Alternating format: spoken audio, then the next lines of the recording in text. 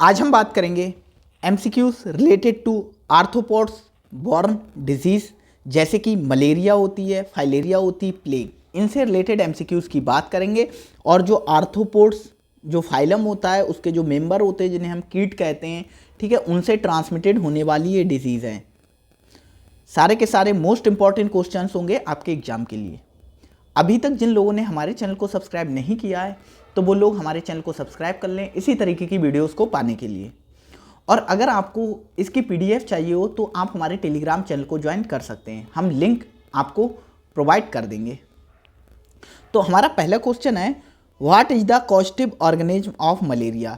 तो मलेरिया को कॉज करने वाला एजेंट क्या होता है। तो मलेरिया किससे होती है, बैक्टीरिया, वायरस, प्रोटोजोआ, फंगस। तो जो मलेरिया नामक डिजीज़ होती है वो एक प्रोटोजोअन से होती है जिसका नाम होता है प्लाज्मोडियम। प्लाज्मोडियम प्रोटोजोआ होता है, उससे होने वाली डिजीज़ है मलेरिया।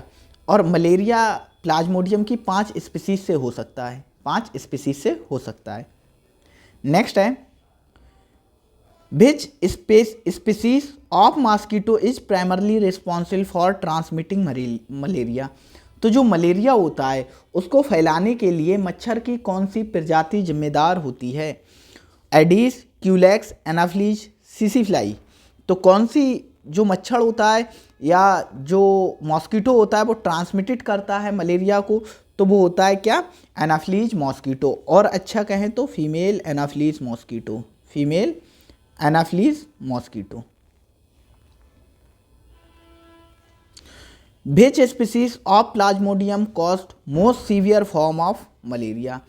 तो most severe form of malaria कौन सी स्पीसीज होती है प्लाज्मोडियम की, वो करती है। Plasmodium vivax, Plasmodium malariae, Plasmodium पेल्सिफरम और प्लाज्मोडियम ओवेल। तो कौन सी स्पीसीज होती है जो सीवियर मलेरिया को कॉज करती है, सबसे ज़्यादा खतरनाक मलेरिया होती है, तो वो होती है प्लाज्मोडियम पेल्सिफॉर्म। तो ये 4 स्पीसीज तो ये हो गई, Plasmodium vivax, Plasmodium falciparum, Plasmodium malariae, Plasmodium ovale. और 5वीं जो स्पीसीज होती है वो होती है प्लाज्मोडियम नॉलेसी, नॉलेसी, प्लाज्मोडियम नॉलेसी होती है। वो पूछते नहीं है इजीली, इन्हीं 4 में से आपका क्वेश्चन आता है। What is the primary method of diagnosis malaria.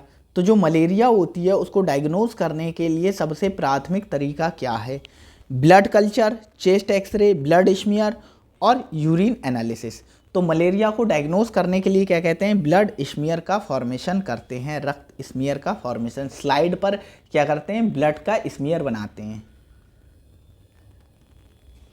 Which of the following is a common symptoms of malaria. तो इनमें से कौन सा जो मलेरिया है उसका सामान्य लक्षण है। Fever and chill, cough and sore throat, abdominal pain, joint pain. तो मलेरिया में क्या होता है, ठंड लगकर बुखार आता है, ठंड लगकर बुखार आता है, मतलब फीवर होती है और चिल। और ऐसा क्या होता है, मतलब 2 से 3 दिन बाद बुखार आता है, बुखार रुक रुक कर आता है, ठंड लगकर बुखार आता है। Which of the following is a primary organ infected by the plasmodium during the life cycle in human। जब जो प्लाज्मोडियम होता है मानव शरीर में, प्लाज्मोडियम द्वारा प्राथमिक रूप से प्रभावित अंग कौन सा होता है। मतलब जब ह्यूमन में प्लाज्मोडियम की लाइफ साइकिल चलती है तो जो प्लाज्मोडियम होता है किस ऑर्गन को सबसे ज़्यादा अफेक्टेड करता है।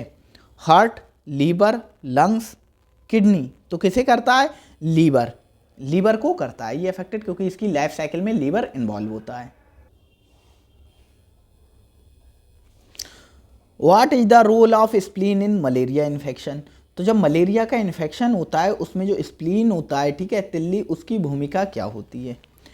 It produced antibodies. ऐसा कोई काम नहीं होता है, वो एंटीबॉडी को प्रोड्यूस्ड नहीं करती है। It filter and removes infected blood cells. हाँ, ये कुछ ठीक लग रहा है क्योंकि ब्लड को फिल्टर करने का काम होता है स्प्लीन का। और जो इन्फेक्टेड ब्लड सेल्स होती हैं जिनमें मलेरिया पैरासाइट का जो इन्फेक्शन होता है उन आरबीसी को क्या करता है, अलग करता है या ख़त्म करने का काम करता है। It produced the malaria parasite. नहीं, मलेरिया पैरासाइट को प्रोड्यूस नहीं करता है। It produced white cells to fight infection. नहीं, ऐसा नहीं होता है। वाइट सेल को प्रोड्यूस करना किसका काम होता है भाई, बोन मैरो का काम होता है, ये स्प्लीन में थोड़ी ना ये काम होता है। तो इसका काम होता है ब्लड को फिल्टर करना और रिमूव करना, जो इन्फेक्टेड ब्लड सेल्स हैं उनको रिमूव करना। ये काम किसका होता है? स्प्लीन का होता है। इसीलिए स्प्लीन को ज़्यादा काम करना होता है, क्योंकि मलेरिया का इन्फेक्शन होता है तो ज़्यादा से ज़्यादा काम करना होता है, ज़्यादा से ज़्यादा फिल्टर करना होता है, ज़्यादा से ज़्यादा आरबीसी को रिमूव करना होता है। इसीलिए क्या होता है, आरबी जो स्प्लीन होता है उसका साइज होता है वो बढ़ जाता है, बड़ा हो जाता है, जिसे बोलते हैं स्प्लीनोमेगैली। स्प्लीनोमेगैली। विच mosquito species is most efficient vector for malaria transmission in Africa? तो कौन सी मच्छर की प्रजाति अफ्रीका में मलेरिया के प्रसार के लिए सबसे ज़्यादा प्रभावी वाहक होता है?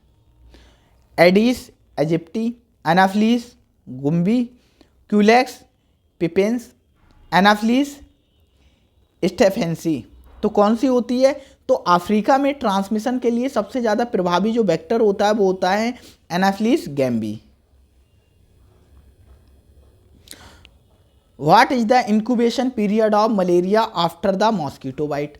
मॉस्किटो जो इन्फेक्टेड मॉस्किटो है उसके बाइट काटने के बाद जो क्या होता है इंक्यूबेशन पीरियड होता है वो कितना होता है? तो इंक्यूबेशन पीरियड क्या होता है, जैसे आपको क्या हुआ, आपको कट किया, मच्छर ने कट किया, इन्फेक्टेड मच्छर ने कट किया, और उसके बाद कितने दिन बाद आपको सिम्टम्स आए, आपको कितने दिन बाद सिम्टम्स आए, यही ड्यूरेशन को हम कहते हैं इंक्यूबेशन पीरियड। 1 से 2 दिन, 7 से 30 दिन, 3 से 6 मंथ और 4 से 6 वीक। तो कितना होता है? 7 से 30 दिन का इंक्यूबेशन पीरियड होता है। और ये incubation period book by book very कर सकता है, मतलब अलग अलग बुक में अलग अलग हो सकता है। What is the primary method of malaria prevention? तो मलेरिया को रोकने के लिए सबसे प्राइमरी जो हमारा मेथड है वो कौन सा है? Vaccination using insecticide treated mosquito nets, regular use of antibiotics, avoiding certain foods. तो हम कैसे रोक सकते हैं मलेरिया को? हम रोक सकते हैं जो इंसेक्टिसाइड ट्रीटेड मॉस्किटो नेट्स होती हैं उनकी हेल्प से हम क्या कर सकते हैं? रोक सकते हैं। What is the first stage of malaria parasite in the human body? तो जब ह्यूमन बॉडी में मलेरिया का जो पैरासाइट होता है प्लाज्मोडियम एंटर करता है तो सबसे पहली स्टेज होती है वो कौन सी होती है? तो वो होती है हमारी स्पोरोजॉइट स्टेज होती है, और यही इन्फेक्टेड स्टेज होती है। इन्फेक्टेड स्टेज किस में होती है? ह्यूमन में ये इन्फेक्टेड स्टेज होती है sporozoite. What is the common complications of severe malaria caused by Plasmodium falciparum? तो जो प्लाज्मोडियम पेल्सीपरम होता है उससे क्या होती है? सीवियर मलेरिया होती है। उस सीवियर मलेरिया का जो सबसे कॉमन कॉम्प्लिकेशन है वो क्या होता है? Cerebral malaria, jaundice, pneumonia, gastro intestinal bleeding. तो क्या हो सकता है? जो पेल्सीपरम मलेरिया होता है, ठीक है, वो क्या कॉज कर सकता है? सेरेब्रल मलेरिया कॉज कर सकता है, मतलब ब्रेन का इन्वॉल्वमेंट कर सकता है। Which of the following not a malaria vector control method? तो इनमें से कौन सा मलेरिया वेक्टर कंट्रोल जो सिस्टम है वो नहीं है या मेथड नहीं है? मतलब मलेरिया का जो वेक्टर होता है, मॉस्किटो होता है, उसको कंट्रोल करने का कौन सा मेथड नहीं है? इंसेक्टिसाइड ट्रीटेड नेट, हाँ ये तो है क्योंकि यूज करते हैं, तो ये ऑप्शन गलत हो गया। इंडोर रेसिडुअल स्प्रेइंग, हाँ जो घर होता है उसके चारों तरफ क्या होना चाहिए या अंदर क्या होना चाहिए? स्प्रे होना चाहिए इंसेक्टिसाइड्स की। यूज ऑफ रिपेलेंट, हाँ जो मॉस्किटो रिपेलेंट्स होते हैं उनका यूज करना चाहिए। Wide spread use of antibiotics, नहीं, एंटीबायोटिक्स का यूज करके हम मलेरिया के वेक्टर को नहीं रोक सकते।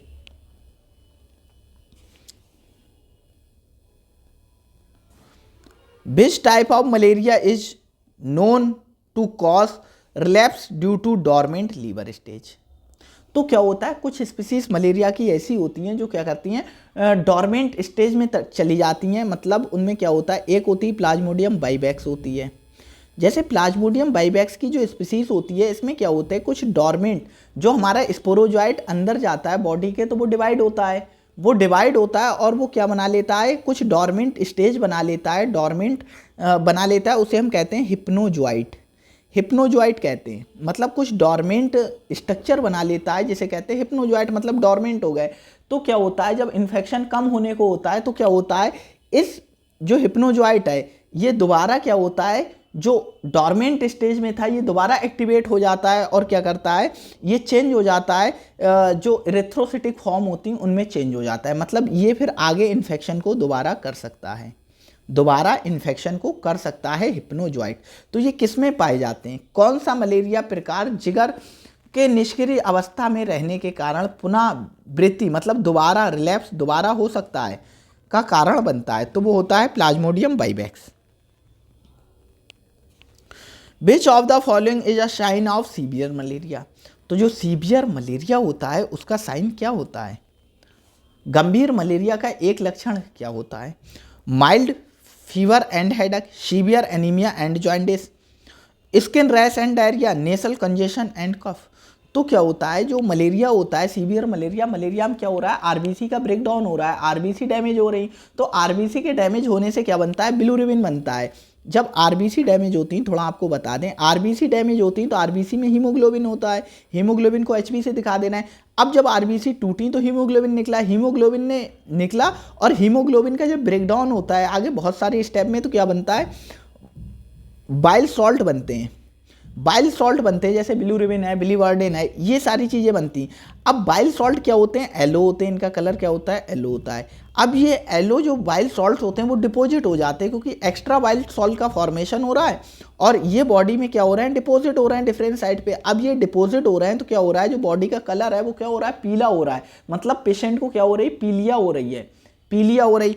और आरबीसी के ब्रेकडाउन से एनीमिया भी होती है। एनीमिया तो कौन सा ऑप्शन ठीक हो जाएगा, ऑप्शन नंबर बी ठीक हो जाए, मतलब जॉन्डिस हो रही। जॉन्डिस क्यों होती है, क्योंकि आरबीसी का ब्रेकडाउन होता है, आरबीसी के ब्रेकडाउन से ही हर वो डिजीज जिसमें आरबीसी इन्फेक्टेड होती है, आरबीसी मतलब डैमेज होती है, वो सारी डिजीज में जो जॉन्डिस होता है वो होता ही होता है। जैसे जितने टाइप की एनीमिया है उन सब एनीमिया में जॉन्डिस होता है।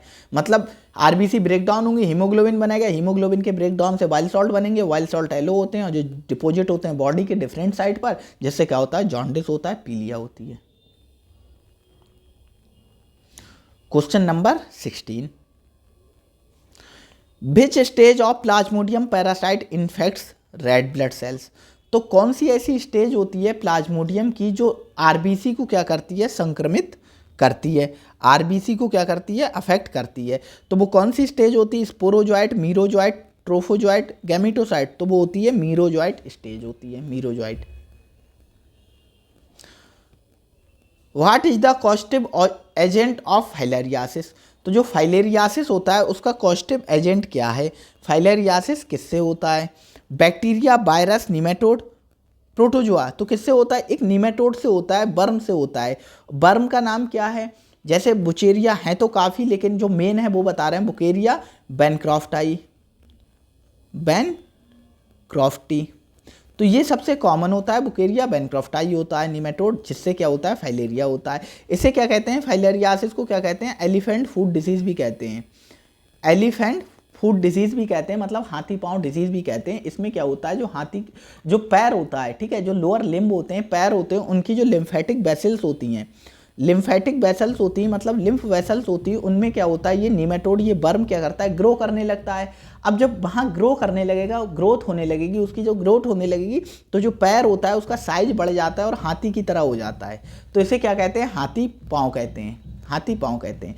अब देखो हाथी पाँव कहते हैं तो पैर के ऊपर अगर आओगे, अपर वाले पोर्शन पे, पैर के जहाँ पर हमारा हिप होता है, हिप के पास में क्या होते हैं, हमारे जो रिप्रोडक्टिव ऑर्गन होते हैं, रिप्रोडक्टिव ऑर्गन होते हैं, जैसे मेल में पेनिस, टेस्टिस, ये सारी चीज़ें होती हैं। तो जब पैर में इन्फेक्शन होता है, पूरा पैर में इन्फेक्शन होता है, तो ये इन्फेक्शन क्या होता है, रिप्रोडक्टिव जो ऑर्गन होते हैं वहाँ तक फैल जाता है, तो जो टेस्टिस होते हैं उनका भी इन्वॉल्वमेंट हो जाता है। तो ये चीज़ आपको याद रखना है कि किससे होती है, बुकेरिया बैनक्रॉफ्टाई से होता है, इसे एलिफेंटियासिस भी कहते हैं, ये लिम्फेटिक वेसल्स की डिजीज़ है। मतलब जो बुकेरिया बैनक्रॉफ्टाई होता है वो लिम्फेटिक वेसल्स में ग्रो करने लगता है, जिससे लिम्फेटिक वेसल्स का साइज बढ़ जाता है, जिससे क्या होता है, पैर का साइज बढ़ जाता है। जब पैर का साइज बढ़ जाएगा तो पैर ऊपर तक जाता है, ऊपर क्या होता है, हमारे जननांग होते हैं, वो जननांग भी अफेक्टेड होते हैं। इतना ही कुछ है फाइलेरियासिस में मेन जो आपके लिए इंपॉर्टेंट है। Which type of filarial worm cause lymphatic filariasis, तो किस टाइप का, मतलब कौन सा जो वर्म होता है वो कॉज करता है लिम्फेटिक फाइलेरियासिस, मतलब लिम्फ जो वेसल्स होती हैं उनकी फाइलेरियासिस को कॉज करता है तो वो होता है बुकेरिया बैनक्रॉफ्टाई, ऊपर नाम बताया है हमने। और भी स्पीसीज होती हैं जैसे बुकेरिया मलाई होती है, ठीक है, लेकिन वो आपके याद करने की नहीं है। Which mosquito species responsible for transmitting बुकेरिया बैनक्रॉफ्टाई, तो बुकेरिया बैनक्रॉफ्टाई को ट्रांसमिटेड करने के लिए कौन सी स्पीसीज होती है मच्छर की वो रिस्पॉन्सिबल होती है, तो वो कौन सी होती है, वो होता है क्यूलेक्स मॉस्किटो होता है, Culex mosquito. What is the primary symptoms of lymphatic filariasis, तो जो लिम्फेटिक फाइलेरियासिस होता है उसका प्राइमरी सिम्टम्स क्या होता है, fever and chill, swelling of limbs, हाँ तो लिम्ब में स्वेलिंग होती है, एलिफेंटियासिस इसे ही बोलते हैं हाथी पांव। विच of the following main diagnostic method for filariasis, तो जो फाइलेरियासिस होता है उसे डायग्नोज करने के लिए हम क्या करते हैं, हम ब्लड स्मीयर को तैयार करते हैं और उसमें क्या देखते हैं, माइक्रोफाइलेरी देखते हैं।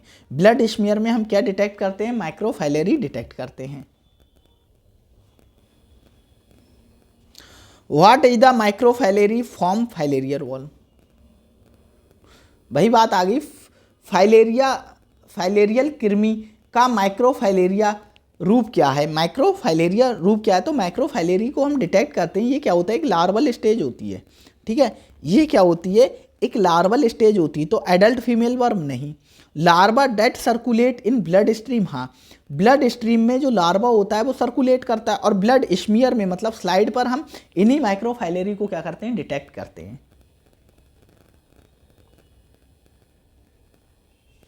विच of the following is a common complications of filariasis, तो फाइलेरियासिस होती है उसकी जो सबसे कॉमन कॉम्प्लिकेशंस होती है वो क्या होती है, उसकी सबसे कॉमन कॉम्प्लिकेशन वही है elephantiasis, chronic swelling of the limb, limb में क्रोनिक स्वेलिंग हो जाती है।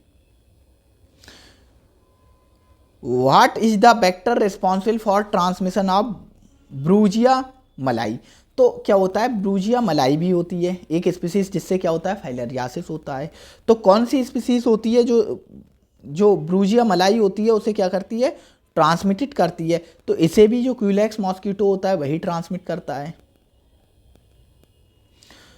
Which organ most affected by adult filarial बर्म इन द लिम्फेटिक फाइलेरियासिस, तो जो लिम्फेटिक फाइलेरियासिस होता है में वयस्क फाइलेरियासिस कृमियों से सबसे अधिक प्रभावित होने वाला अंग कौन सा है, तो सबसे ज़्यादा कौन अफेक्टेड होता है, तो सबसे ज़्यादा अफेक्टेड क्या होता है, वही लिम्फ नोड होती हैं और लिम्फ वेसल्स होती हैं अफेक्टेड, क्योंकि ये लिम्फ नोड और लिम्फ वेसल्स की डिजीज है। How does filariasis affected the immune system, तो इम्यून सिस्टम जो होता है बॉडी का उसे फाइलेरियासिस कैसे अफेक्ट करता है, उसे कैसे अफेक्ट करता है, it cause over active immune response, नहीं ओवर एक्टिव मतलब इम्यून रिस्पॉन्स को और ज़्यादा बढ़ा देता है, ऐसा नहीं करता है। इट कॉज इम्यूनोडिफिशियंसी, नहीं इम्यूनोडिफिशियंसी भी नहीं करता है। It lead to formation of granuloma, हाँ ये चीज़ करता है लेकिन आगे और देख लें। इट कॉज ऑटोइम्यून रिस्पॉन्स, नहीं ऑटोइम्यून रिस्पॉन्स भी ये कॉज नहीं करता है, ये कॉज करता है formation of granuloma. Granuloma formation, granuloma आपको जानने की ज़रूरत नहीं है क्या होता है, बस नाम याद रखो, ये ग्रेनुलोमा कॉज करता है बस। एक बता दें ग्रेनुलोमा क्या होता है, एक स्ट्रक्चर होता है, एक तरीके से एक स्ट्रक्चर होता है, सॉलिड स्ट्रक्चर होता है, गांठ की तरह आप मान सकते हो लेकिन होता नहीं है, ठीक है, ऐसा कुछ ये कॉज करता है।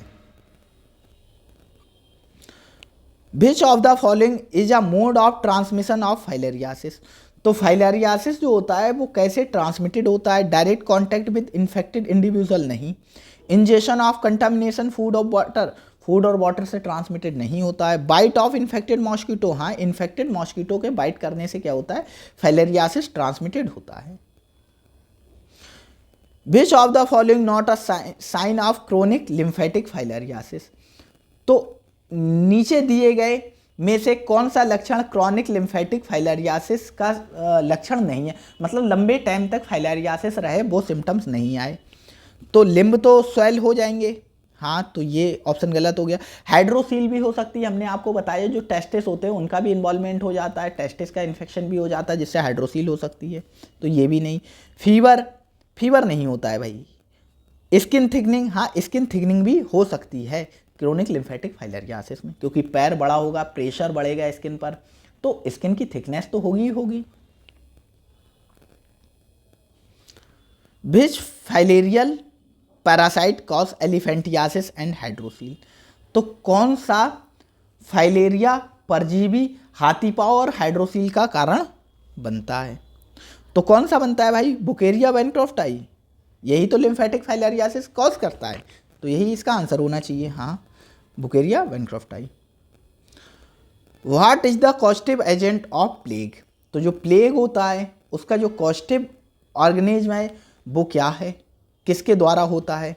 Staphylococcus aureus, yersinia pestis, E coli और साल्मोनेला एंट्रिका। तो ये किससे होता है? ये होता है यर्सीनिया पेस्टिस से। साल्मोनेला एंट्रिका या साल्मोनेला टाइफी, इससे टाइफाइड फीवर होता है। ठीक है। प्लेग को ब्लैक डेथ भी कहते हैं। ठीक है, ब्लैक डेथ भी कहते हैं, ब्लैक डेथ भी प्लेग को कहते हैं। Which animal is primarily responsible for transmitting the plague to human? तो कौन सा ऑर्गेनिज्म है इनमें से जो प्लेग को ह्यूमन में ट्रांसफ़र करता है? तो कौन होता है? रैट्स होते हैं। रैट्स के ऊपर क्या होती हैं? कुछ फ्ली पाई जाती हैं, कुछ फ्लीस पाई जाती हैं रैट के ऊपर, वो ट्रांसमिटेड करती हैं क्या जो एनिमल से प्लेग को ह्यूमन में। और बहुत खतरनाक डिजीज़ है plague. How the plague primarily transmitted to human?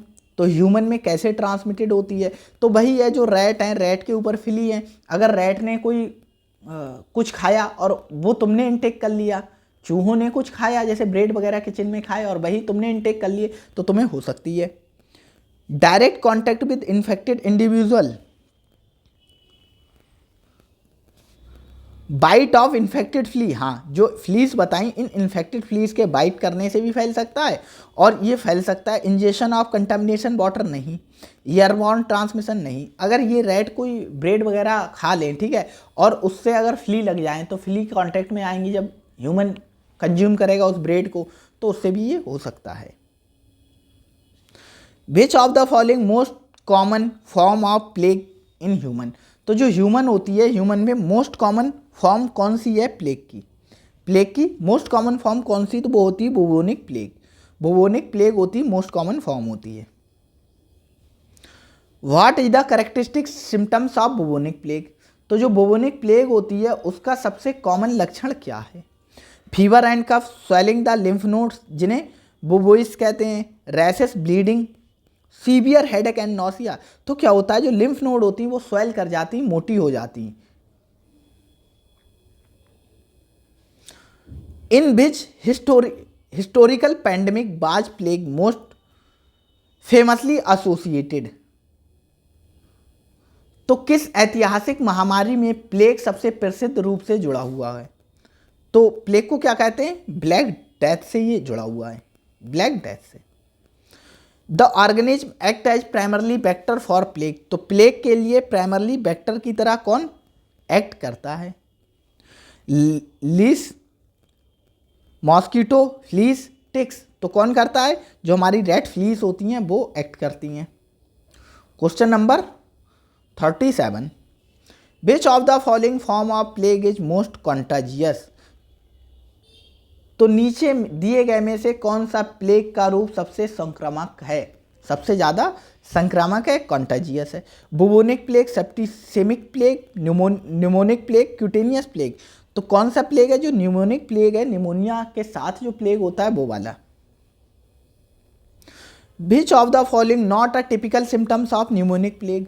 तो न्यूमोनिक प्लेग होता है उसका सब कॉमन सिम्टम्स नहीं है, तो मतलब वही है निमोनिया से रिलेटेड सिम्टम्स। देखो, कफ विद ब्लड ये तो होता है, चेस्ट पेन ये भी होता है क्योंकि सीने की प्रॉब्लम है, निमोनिया चेस्ट की या लंग्स की प्रॉब्लम है, तो ये सारी चीज़ें होंगी। सॉलिन लिम्फ नोड सॉलो नहीं होती हैं, तो ये बात ठीक हो जाएगी। डिफिकल्टी इन ब्रीदिंग, हाँ, क्योंकि निमोनिया में सांस लेने में भी दिक्कत होती है। How long the exposure of Yersinia pestis do symptoms of bubonic plague typically appears? तो वही है, इंक्यूबेशन पीरियड पूछ रहा है। इंक्यूबेशन पीरियड ही यही होता है कि इन्फेक्शन होने के बाद कितने दिन बाद सिम्टम्स आएंगे, कितने दिन बाद सिम्टम्स आएंगे, तो वही होता है क्या हमारा इंक्यूबेशन पीरियड। तो इंक्यूबेशन पीरियड इसका होता है 2 से 6 दिन का, 2 से 6 दिन का होता है। Which of the following can serve as reservoir for the plague bacterium yersinia pestis?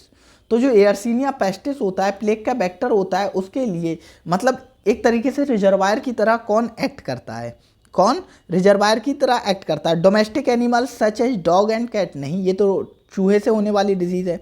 Wild rodent, हाँ ये हो सकता है। काउ एंड गोट, नहीं, वर्ड नहीं। तो ये किससे होता है, वाइल्ड रोडेंट, जंगली जो चूहे होते हैं उनसे होता है। Which part of body does yersinia pestis infect in bubonic plague, तो जो बुबोनिक प्लेग होता है तो उस प्लेग में जो यर्सीनिया पेस्टिस होता है सबसे पहले किसे अफेक्ट करता है, तो वो अफेक्ट करता है लिम्फ नोड को। निमोनिया का निमोनिक प्लेग होता है तो उसमें क्या होता है, लंग्स को अफेक्ट करता है। Which of the following is a most effective prevention strategy for plague, तो प्लेग के लिए सबसे अच्छी स्ट्रेटजी कौन सी है प्लेग को रोकने के लिए। इंसेक्टिसाइड ट्रीटेड बेड नेट्स, नहीं। Vaccination of human, vaccination of human, नहीं। फ्ली कंट्रोल ऑन रोडेंट, हाँ ये बात ठीक है, जो फ्ली हैं रोडेंट के ऊपर उन्हें हम कंट्रोल कर लें तो हम प्लेग के ट्रांसमिशन को कंट्रोल कर सकते हैं। अवॉइडिंग आउटडोर एक्टिविटीज़, नहीं। The typical incubation period of pneumonic plague after exposure, तो जो न्यूमोनिक प्लेग होता है उसका जो इंक्यूबेशन पीरियड होता है वो कितना होता है, तो न्यूमोनिक प्लेग का इंक्यूबेशन पीरियड होता है 1 से 3 दिन का। विच of the following is a complications of untreated pneumonic plague, तो अगर अनट्रीटेड निमोनिक प्लेग है लंबे टाइम तक उसका कोई ट्रीटमेंट ना किया जाए तो क्या हो सकता है। Deafness, cardiac arrest, respiratory failure, sepsis, तो क्या हो सकता है, रेस्पिरेटरी फेल्योर हो सकता है क्योंकि ये निमोनिया मतलब लंग से रिलेटेड प्रॉब्लम है। What is the role of flea in the transmission of plague, तो प्लेग के ट्रांसमिशन में जो फ्ली होती है उसका रोल क्या होता है। Flea spread bacteria through faeces, नहीं, फीसिस के थ्रू नहीं फैलाती है। Flea serve as a reservoir of the bacteria, नहीं, बैक्टीरिया के रिजर्वायर की तरह मतलब स्टोरेज की तरह वर्क नहीं करती। Fleas inject infected saliva during biting, हाँ ये बात ठीक है, जो फ्ली होती है उसकी जो सलाइवा होती है वो इन्फेक्टेड होती है, उसकी लार होती है वो इन्फेक्टेड होती है। जब वो किसी पर्सन को काटती है तो जो हमारा बैक्टीरिया होता है वो बॉडी में, ह्यूमन की बॉडी में इंजेक्ट कर जाता है, तो हमारा सी ऑप्शन ठीक हो जाएगा। Transmitted the infection by laying egg, नहीं। तो क्वेश्चन आज इतने ही क्वेश्चन थे, 45 क्वेश्चन हमने कवर किए हैं, ठीक है। इस टॉपिक से बहुत ज़्यादा क्वेश्चन नहीं बन रहे थे, जितने इंपॉर्टेंट क्वेश्चंस थे वो हमने करा दिए हैं। क्वेश्चंस और इससे डीप में बनेंगे तो इतना डीप में आपके लेवल पे इतना डीप में करने की कोई ज़रूरत नहीं है, ठीक है। जो इंपॉर्टेंट क्वेश्चंस थे आर्थ्रोपोड बॉर्न डिजीज से वो हमने आपको कंप्लीट करा दिए। तो जिन लोगों को वीडियो अच्छी लगी हो तो वीडियो को लाइक कीजिएगा, चैनल को सब्सक्राइब कीजिएगा इसी तरीके की वीडियोस को पाने के लिए। और अगर पीडीएफ चाहिए आपको तो कमेंट सेक्शन में बता देना, हम टेलीग्राम चैनल की लिंक प्रोवाइड कर देंगे। Thank you.